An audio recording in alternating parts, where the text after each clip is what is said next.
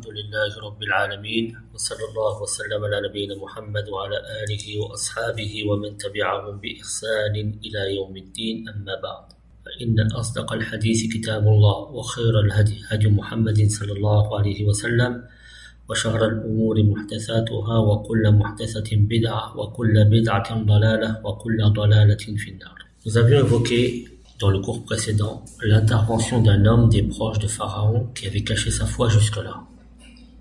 Il fit preuve de courage et exhorta non seulement son peuple, mais aussi Pharaon lui-même, en faisant preuve de courtoisie et de mesure dans ses propos afin que ces mêmes propos puissent toucher les cœurs. Ce croyant continua son exhortation en disant « Certes, Youssouf vous est venu auparavant avec les preuves évidentes. » L'imam Ibn Kathir, rahimahullah tabaraka wa ta'ala, dit « Il les informa de la prophétie de Youssouf alayhi salam en Égypte et sa bonté envers les gens concernant leur vie d'ici-bas et l'au-delà.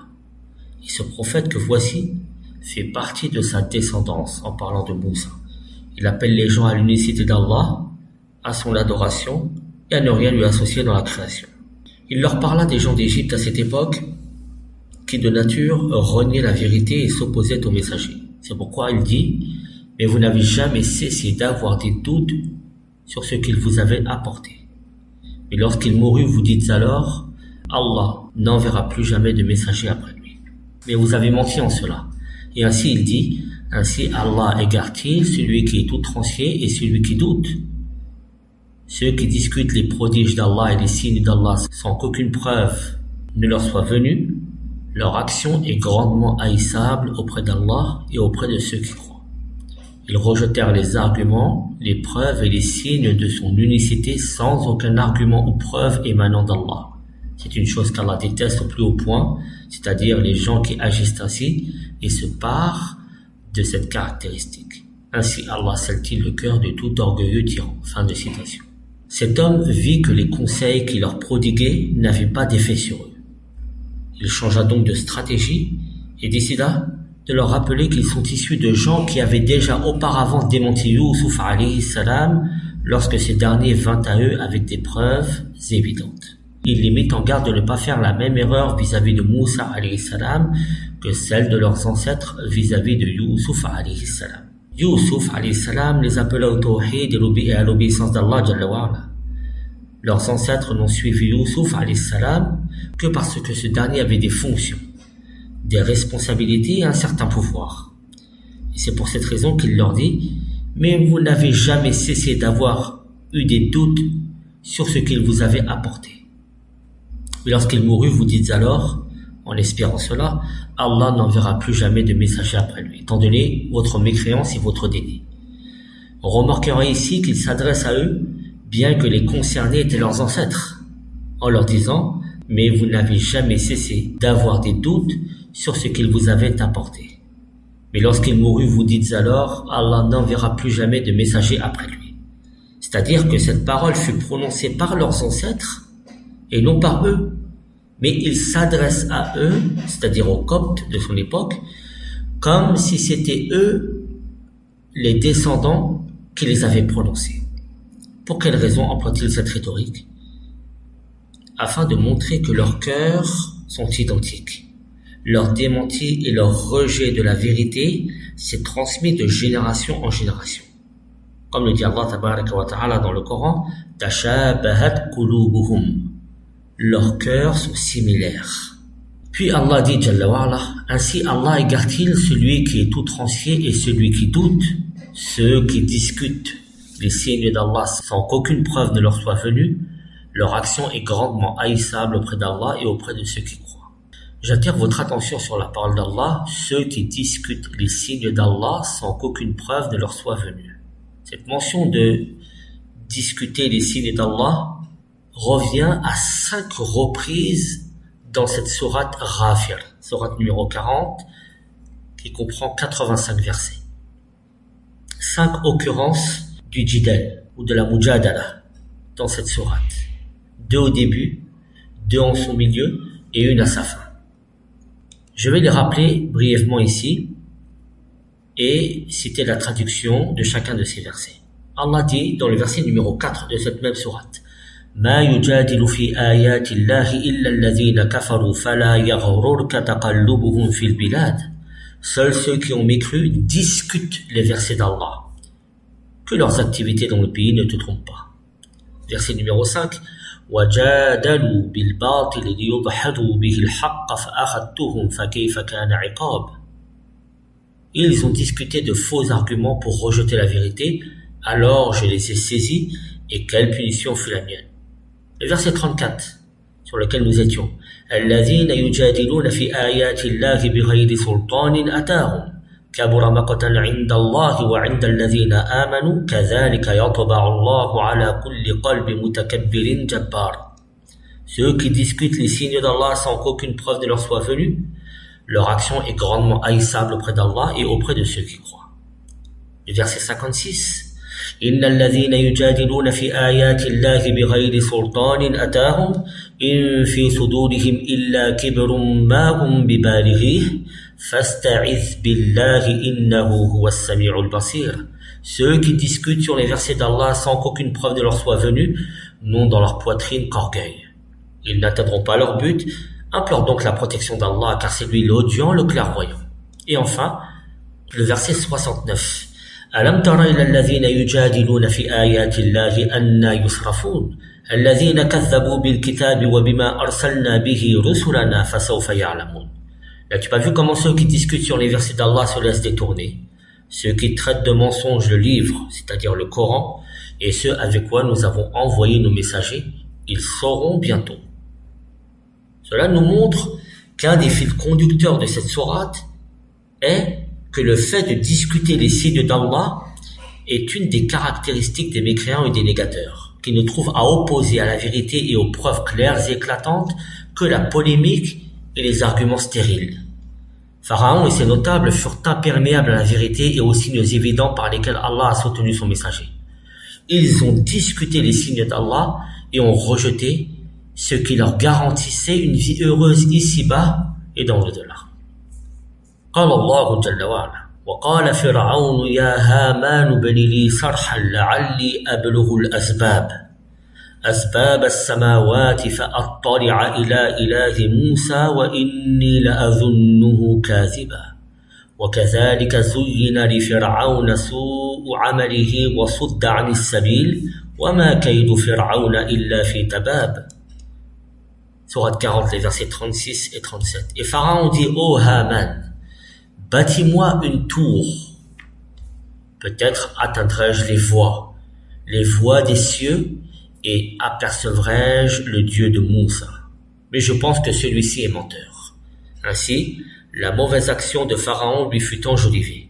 Il fut détourné du droit chemin, et le stratagème de Pharaon n'est voué qu'à la destruction et la perte.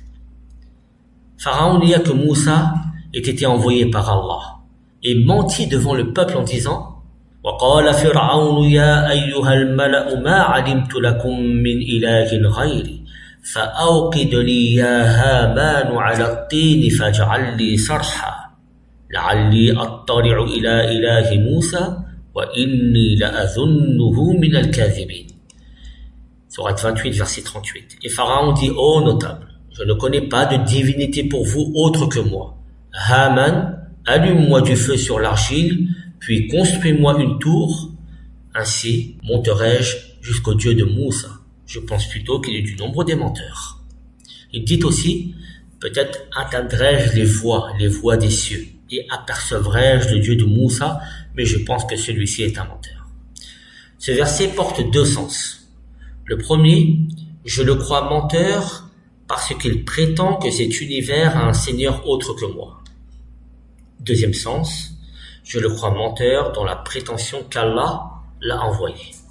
Le premier sens est plus conforme à l'état de Pharaon qui nie l'existence du Créateur, alors que le deuxième est le plus proche de la formulation et du texte coranique, puisque Pharaon dit « Peut-être apercevrai-je le Dieu de Moussa » pour lui demander s'il l'a réellement envoyé. Mais je pense plutôt que c'est un menteur, en ce qu'il prétend. Et l'unique but de Pharaon était d'empêcher les gens de croire en Moussa et de les inciter à le traiter de menteur. Cela peut aussi vouloir dire que Pharaon demanda à Haman de lui construire un édifice élevé afin que lui seul puisse s'entretenir avec le Dieu de Moussa et qu'il montre ainsi aux gens qu'il est le seul dignitaire de cela, qu'il est le garant de la spiritualité de son royaume et le seul intermédiaire entre le Dieu et le peuple. Allah subhanahu wa ta'ala dit: ainsi la mauvaise action de Pharaon lui fut embellie et il fut détourné du droit chemin. Et la ruse de Pharaon n'est vouée qu'à l'échec. Ibn Abbas et Mujahid ont dit: Pharaon est voué à la perte, au faux, et rien de ce qu'il visait ne se réalisera, car il est impossible aux hommes d'atteindre par leurs propres moyens le ciel de ce bas monde. Alors que dire des cieux élevés qui sont au-dessus de lui et que seul Allah Jalla Jalaluhu connaît. Plusieurs commentateurs du Coran ont dit que la tour était un palais bâti par Haman, et jamais on n'avait vu de construction aussi élevée. Il était construit de briques cuites au feu. Pour cela qu'il a dit: ô Haman, allume-moi donc un feu pour fabriquer des briques en terre cuite, puis construis-moi une tour. Les gens du livre disent que les enfants d'Israël étaient utilisés dans la fabrication des briques. Ils étaient assujettis à cette tâche, et que cela comptait parmi les tâches que Pharaon leur imposait. Ils devaient apporter chaque jour une quantité déterminée de terre, de paille et d'eau, et s'ils ne le faisaient pas, ils étaient frappés et humiliés. C'est pourquoi ils dirent à Moussa, c'est-à-dire les enfants d'Israël: nous avons été persécutés avant que tu ne viennes à nous, et après ton arrivée aussi. Il dit: il se peut que votre Seigneur détruise votre ennemi et vous donne la succession sur terre, et il verra ensuite comment vous agirez. Il leur rétorqua qu'ils auront le dessus sur les Coptes, et c'est ce qui se réalisera au final. Et cela est une des preuves de la prophétie de Moussa. L'imam Ibn Kathir continue et dit: revenons au conseil, à l'exhortation et l'argumentation du croyant. Allah dit tabarak wa ta'ala le concernant: وَقَالَ الَّذِي آمَنَ يَا قَوْمِ اتَّبِعُونِ أَهْدِكُمْ سَبِيلَ الرَّشَادِ يَا قَوْمِ إِنَّمَا هَذِهِ الْحَيَاةُ الدُّنْيَا مَتَاعٌ وَإِنَّ الْآخِرَةَ هِيَ دَارُ الْقَرَارِ من عمل سيئة فلا يجزى إلا مثلها ومن عمل صالحا من ذكر أو أنثى وهو مؤمن فأولئك يدخلون الجنة يرزقون فيها بغير حساب. Sourate 40, les versets 38 à 40. Et celui qui avait cru dit: ô mon peuple, suivez-moi, je vous guiderai au sentier de la droiture. Ô mon peuple, cette vie n'est que jouissance temporaire, alors que l'au-delà est vraiment la demeure de la stabilité. Quiconque fait une mauvaise action ne sera rétribué que par son pareil. Et quiconque mâle ou femelle fait une bonne action, tout en étant croyant, alors ceux-là entreront au paradis pour y recevoir leur subsistance sans compter. Il les appela à la voie de la droiture et de la vérité qui consiste à suivre le prophète d'Allah Moussa, à croire à son message par lequel son Seigneur l'a envoyé. Puis il les encouragea à se détacher de l'amour de ce monde vil, éphémère et périssable, et à chercher la récompense d'Allah qui ne fait jamais perdre les œuvres de bien. Lui le puissant, qui possède toutes choses entre ses mains, qui donne beaucoup pour peu, et qui par sa justice ne rétribue la mauvaise action que par une action similaire. Il leur rappela que l'au-delà est la demeure de la stabilité éternelle, où les croyants qui auront accompli de bonnes œuvres occuperont des degrés élevés, des lieux de sérénité, ils auront des biens considérables, une subsistance perpétuelle et inépuisable, et tout le bien qu'ils posséderont ne cessera d'augmenter. Puis il montra la fausseté de leur croyance et les fit craindre ce vers quoi ils se dirigeaient. وَيَا قَوْمِ مَا لِي أَدْعُوكُمْ إِلَى النَّجَاةِ وَتَدْعُونَنِي إِلَى النَّارِ تدعونني لأكفر بالله وأشرك به ما ليس لي به علم وأنا أدعوكم إلى العزيز الغفار لا جرم أن ما تدعونني إليه ليس له دعوة في الدنيا ولا في الآخرة وأن مردنا إلى الله وأن المسرفين هم أصحاب النار فستذكرون ما أقول لكم وأفوض أمري إلى الله إن الله بصير بالعباد فوقاه الله سيئات ما مكروا وحاق بآل فرعون سوء العذاب النار يعرضون عليها غدوا وعشيا ويوم تقوم الساعة أدخلوا آل فرعون أشد العذاب. La sourate 40, les versets 41 à 46. Ô mon peuple, mais qu'ai-je à vous appeler au salut alors que vous m'appelez au feu?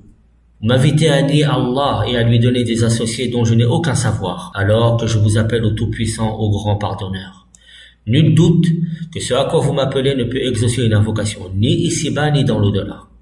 C'est vers Allah qu'est notre retour. Et les outranciers sont eux les gens du feu. Bientôt, vous vous rappellerez ce que je vous dis. Et je confie mon sort à Allah. Allah est certes clairvoyant sur les serviteurs. Allah donc le protégea des méfaits de leur ruse, alors que le pire châtiment cerna les gens de Pharaon. Le feu auquel ils sont exposés matin et soir. Et le jour où l'heure arrivera, il sera dit, faites entrer les gens de Pharaon au plus dur du châtiment. Il les appela à l'adoration du Seigneur des cieux et de la terre qui dit, lorsqu'il dit à une chose soit, elle est. Alors qu'eux l'appelaient à l'adoration de Pharaon, l'ignorant, l'égaré, le maudit. C'est pourquoi il leur dit sur le ton du reproche, ô mon peuple, qu'avez-vous? Alors que je vous appelle au salut, vous m'appelez au feu. Vous m'invitez à renier Allah et à lui donner des associés dont je n'ai aucun savoir, alors que je vous appelle au Tout-Puissant, au Grand Pardonneur. Il leur montre ensuite la fausseté de l'adoration qu'ils vouaient à d'autres qu'Allah parmi les associés et les idoles, qui ne détiennent ni bien ni mal, qui ne peuvent ni nuire ni profiter. Il dit, nul doute que ce à quoi vous m'appelez ne peut exaucer une invocation ni ici-bas ni dans l'au-delà. C'est vers Allah qu'est notre retour, et ceux qui dépassent les limites, ce sont eux les gens du feu. C'est-à-dire qu'elles n'ont aucun pouvoir d'agir en ce bas monde, ni autorité, alors comment pourrait-elles en avoir dans l'au-delà? Quant à Allah Jalla Jalalu, il est le créateur et le pourvoyeur de subsistance aux créatures pieuses ou dépravées. Il est celui qui fait vivre et fait mourir les serviteurs, puis les ressuscite, et il fera entrer les obéissants au paradis et les désobéissants en enfer. Puis enfin, il les menaça contre l'obstination en disant, bientôt vous vous rappellerez de ce que je vous dis. Et je confie mon sort à Allah. Allah est certes clairvoyant sur les serviteurs. Allah donc le protégea des méfaits de leur ruse. C'est-à-dire qu'en réprouvant cela, il fut préservé du châtiment qui les toucha en raison de leur mécréance et de leur ruse pour détourner les gens de la voie d'Allah et les tromper par toutes sortes d'artifices. C'est pourquoi le pire des châtiments cernera les gens de Pharaon, d'enfer auquel ils seront exposés matin et soir. Ainsi leurs âmes, dans le monde de la tombe, ce qu'on appelle le barzakh, seront exposées matin et soir à l'enfer. Et le jour où l'heure arrivera, on leur dira, faites entrer les gens de Pharaon au plus dur des châtiments. Nous avons mentionné la signification de ce verset et du châtiment de la tombe dans le tafsir, et la louange appartient à Allah tabaraka wa ta'ala. Fin de citation de la parole de l'imam Ibn Kathir. Je n'ai pas voulu commenter ces paroles de l'imam Ibn Kathir car elles sont claires de sens et elles expliquent extrêmement bien la teneur des propos de ce croyant parmi la famille de Pharaon dans cette exhortation sublime et bénéfique. نسأل الله تبارك وتعالى أن يوفقنا لما يحبه ويرضاه ونسأله جل وعلا الهدى والتقى والعفاف والغنى وسبحانك اللهم وبحمدك أشهد أن لا إله إلا أنت أستغفرك وأتوب إليك السلام عليكم ورحمة الله وبركاته